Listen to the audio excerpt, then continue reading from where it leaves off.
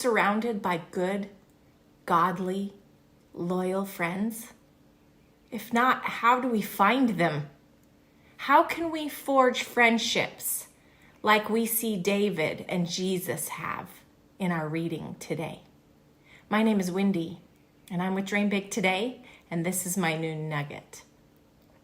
As I was reading through today, a lot of things stood out, but the one thing, and maybe it's just because of where I am in my life right now, but the one thing that stood out to me so much today was the friendships and loyalty of the people surrounding David and Jesus. David had friends who would go into exile with him, who would fight for him, who would die for him. He had friends that were willing to leave him and go back into enemy territory to protect him. He had friends to comfort him and give him provisions and rest when he needed it. All along the way, we see people who love David, who are loyal to him, who are true, genuine, godly, righteous friends. And then we see Jesus today, who died on the cross. And surrounding Jesus were faithful, loving friends. His mom was there, but there was women there, and the disciple that he loved were willing to face it all at his feet, right there with him. They suffered right along with him as they watched him bear the sins of the world and die on that cross. They didn't care who was going to come against them. They didn't care what people said. They cared about Jesus. And they were there for him in his suffering. And they loved him and they supported him. He had a friend who was willing to take his mother as his own. A lot of us nowadays don't even want to take care of our own mothers, let alone someone else's. It's easier to pay someone else to do it.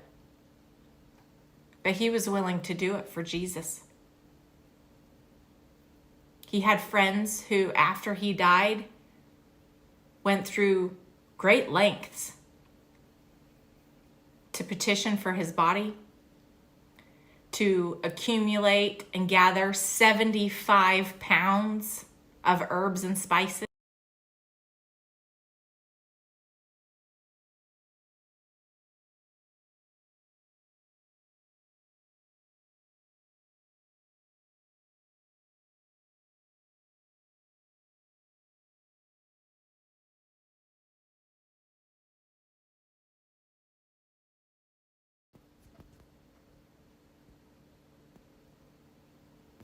I think I might have lost you. I hope I didn't. But they wrapped his body and they protected his body in the tomb. He had friends that were there for him who were willing to protect him and safeguard him. 2 years ago, I would have never thought that these kinds of friendships were possible. I didn't feel loved in my church that I served in for so long. I didn't feel loved. I didn't feel accepted. But I would go every Sunday and I would teach and I would love and I would give all that I had to make everyone feel welcomed and accepted and loved. But I didn't feel it reciprocated back. I felt like people were liars. They were unreliable. They were fake. They were backstabbers. And I just resigned myself to accepting the fact that I had God and my family. And that just had to be enough. Even though I was hurting inside and I was yearning for love and acceptance, I was yearning for friends who loved me, I didn't have it. There was always that that emptiness. I was hurt inside. And through a series of events, I ended up at one of Elizabeth Inman's retreats for the Dream Big Today. And the friendships that were forged in those couple of days were so intimate and godly that the bonds that we forged will last a lifetime. I never knew friendship like this existed. I never knew it was possible. These are friendships forged under God's divine appointment and consecrated by His love that go deeper than we ever could have imagined. This is possible for us all when we are like David and Jesus. When we love God with all of our hearts, we strive to be obedient to Him, and we are made righteous through Him. We get to choose where we're planted. We get to choose who we grow with. And when we love God and follow Him, He will bring us into fertile fields to be planted with others who desire the same things. And our roots will grow strong together. And we become one, unified through Christ, joined together in love, where all peace and blessings from the Father may flow.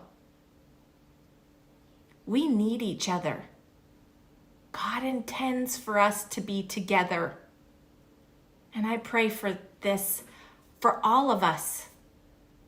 It is possible. There is hope. And there are those that God has created specific for you to be in your life, that you can grow together. And I declare this in Jesus' mighty name. And I pray it for all of you who hear my words today. I thank you for being here. I love you, and I hope you have a wonderful day.